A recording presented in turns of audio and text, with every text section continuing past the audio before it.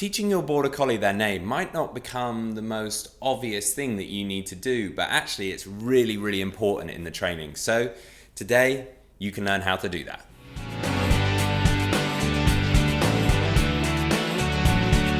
Welcome back to the Fenrir Border Collie Show. My name's Joe and I'm a certified canine leader here at FenrirCanineLeaders.com.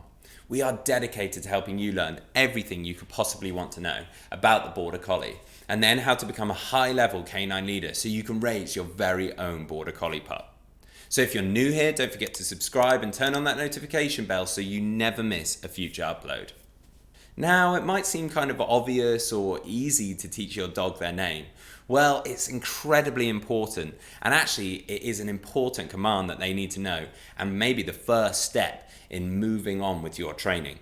So today, we're going to be tuning into a webinar that CEO and founder of FenrirCanineLeaders.com, Will, has recorded all about teaching your dog their name.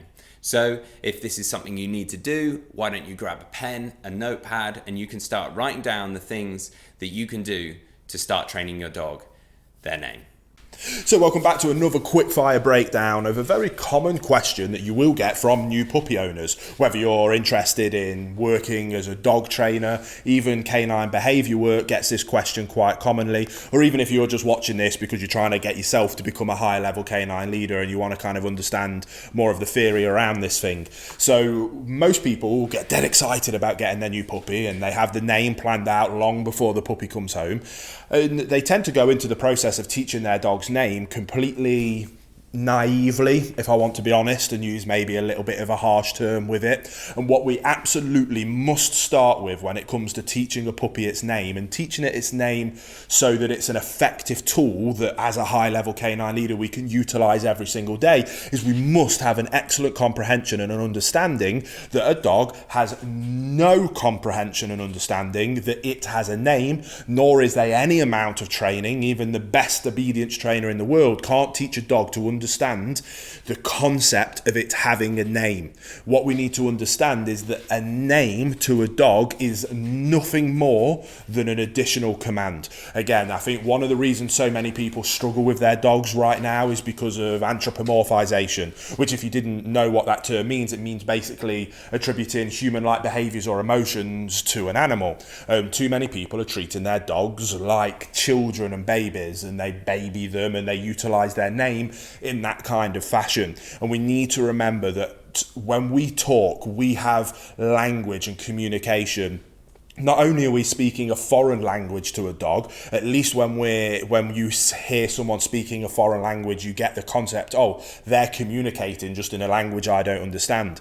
A dog has zero comprehension that that's even a form or methodology of communication. And what we need to do is assign that, which is basically just noise coming out of our mouths, because they have no comprehension that that is words and that those words represent meaning in any kind of form.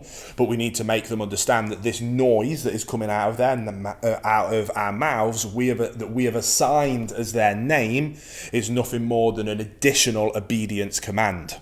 Sorry to very quickly interrupt the video, guys. I just wanted to let you know, if you haven't done it already, over on our website, FenrirCanineLeaders.com, we have a completely free quiz that I designed myself for you to be able to take. It asks you a few questions based on some of the things that I think are really important for what guard dog breed will be perfect for you. So you go through that quiz, you answer the questions honestly, and then at the end, it will give you what I think the perfect guard dog breed for you is. And again, it's completely free, just trying to help you guys out as much as we can. So again, there'll be a link down to it in the description box below. If you haven't done it already, go, even if you're not necessarily interested in getting a guard dog breed anytime soon. I know a lot of people have found it really fun just to see what kind of breed I would recommend for you. So get stuck in, go and have a look, but without further ado, we'll get back to the video you were just watching. So when the owners that you're working with kind of have that light bulb moment, first of all, it's an excellent opportunity to start going down that process of more effective communication with our dogs, and how people can build those better relationships when they understand that if we understand them as dogs and treat them as dogs, that actually that allows us to build the better relationship than if we babied them and treated them like children and babies. So it's a really fun, engaging conversation that you can have with new owners to be able to start them down that path of kind of understanding that thing that's probably more of a macro issue, but we can help them understand the macro macro theory and issue using this micro issue or thing of teaching a dog its name. So what we then do is we go through explaining, okay, awesome, you understand that concept now, that macro overarching theory that a dog will never know it has a name, and that it's simply assigning this noise that comes out of our mouth to a very basic and simple obedience trick. Just how we would teach a dog that the term sit means I want you to pop the behavior of your bum going on the floor is assigned to this word. I've marked this noise coming out of my mouth is assigned with that behavior, and if you do that from me, something good is going to happen. That's obviously a very positive reinforcement based approach to it. When it comes to teaching a dog its name, we want to take a very positive based approach to teaching a dog its name, but if we now know it's nothing more than an obedience kind of trick or command, what do we want it to be? Well, the way that I teach all of the clients and people that I work with is that the dog's name simply means stop what you're doing, look up to me for guidance and direction, because another command is about to come your way that I need you to listen to. So again, when you think ahead of maybe you've had dogs in the past, but when is it that you actually use a dog's name? Well, there's usually one of two things. First of all, you're speaking to another human and you want to let them know that you're referring to this in particular dog. So we might use that dog's name. That's irrelevant to our relationship with the dog and the way that we work with our dog. That's absolutely fine. We will remove that from the table.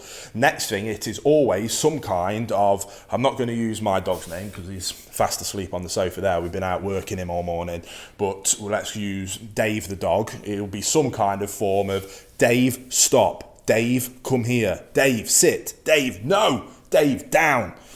It's always some kind of getting their attention, and then I want you to stop doing something, or I want you to do something. So again, it might be Dave, no. Dave, stop.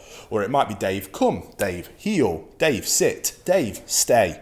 So what we want from them is stop what you're doing, break, get their attention up to us, and then ideally I want you to look up to me for guidance and direction. It's a theory and a principle that I talk about in most training videos, the importance of that relationship, that the dog sees you as its calm, consistent leader, that then my next kind of catchphrase on from that is that we'll look up to you for guidance and direction. That's so incredibly important because we need them to look up to us for guidance and direction so that we can then utilize our obedience.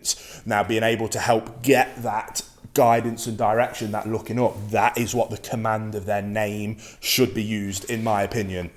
So the way we teach that is a very basic, very simple principle of teaching a dog its name. I recommend that all owners start from the second they bring their dog home working on this. If people are following along with my Perfect Puppy course, then we use this as part of our Fenrir basic obedience kind of training drill. And we do this drill kind of a few times a day, every single day. And the drill will get more complex and more complicated as time goes on and we bring on the more higher levels of obedience. But we always start with teaching the dog its name because we want to get that dog to look up to us for guidance and direction so that we can then layer on top of that all the different other obedience things that we need to work on. So again, it's in that Perfect Puppy course, but a very quick overview of that is we get a little piece of food and we do a very basic lure, mark, reinforce, like you would do for pretty much all obedience work. So we're going to get the dog's attention with the food, following their nose. We bring that food up to our face. We don't want to cover up our eyes because we always want that, it's that eye contact that we're looking for. Naturally, the dog's going to follow the food. As we bring it up to the face, the dog's going to look up because they're following the food. As we get that behavior of them looking up, we mark it with their name. Again, it's nothing more than a command, but with name. So if eyes come up, as the dog follows, Dave, yes, good, then they get access to the food. And we drill that and we drill it like you would with teaching sit, like you would with teaching down, like you would with teaching heel. We put the repetitions in, we work and we work and we work. Now, obviously, at these early stages, yes, the dog is following the lure of the food because they're interested in it. So then over time, we're not going to bring it right up to our eyes. We're going to bring it a little bit lower. And that's where a little bit of finesse comes into this, a little bit of patience, bringing it up. The dog's going to be looking here, so they're going to look up, but not all the way up to our eye contact. We're going to bring it up, we're going to remove all the excitement, and we're going to patiently wait. And I promise you, if you put those drills in right up at the eye contact, you are going to get a little glance from the puppy. They're staring at the food here, they're staring, they get a little bit confused, followed by looking up. And that's the gem moment. When we get that look up into your eyes, we mark it and then we heavily reinforce it with praise, food. Oh, who's a good boy? Yes, Dave. Who's a good Dave? Yes. Lots of praise. Let them know, I love what you just did. Then we repeat that. And again, you'll very quickly get to the point where the dog's looking up. We can then start to mark the behaviour just before they do it. We go through that very same principle to a point where you use that terminology, their name. Again, it's nothing more than a command, because again, you don't have to teach sit. You could teach that with pineapple, and you could get a dog to sit with pineapple. It doesn't matter what the word is, because a dog has no comprehension of language or words. It's just a noise that comes out of our mouth that we associate with a behaviour. So whatever you want to name your dog is irrelevant. It doesn't matter. It can be literally anything in the world as long as we're consistent with it, and we do this as part of the training. So again, this is one of those things that it's a small micro piece to the puzzle of dog ownership and canine leadership, but we can utilise it as an excellent teaching method and opportunity to teach the more macro picture of relationship and communication with our dog, and get into that higher level of understanding and being able to treat them like a dog, to then be able to build a better relationship with them as a dog. When we do that, dogs aren't filled with anxiety and fear because they trust in you as a calm, consistent leader,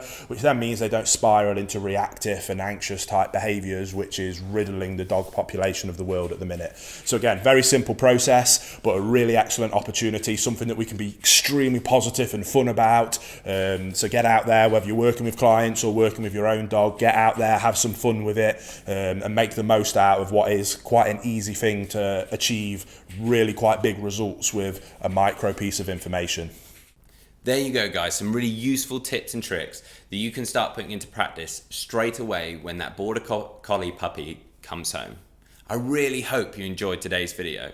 If so, get involved in the comments down below, as we would love to hear how you're getting on with your Border Collie pup and how the training's going. Don't forget to subscribe and turn on that notification bell so you never miss a future upload, as we have 2 dedicated videos coming here every single week. So I can't wait to see you in the next episode of the Fenrir Border Collie Show.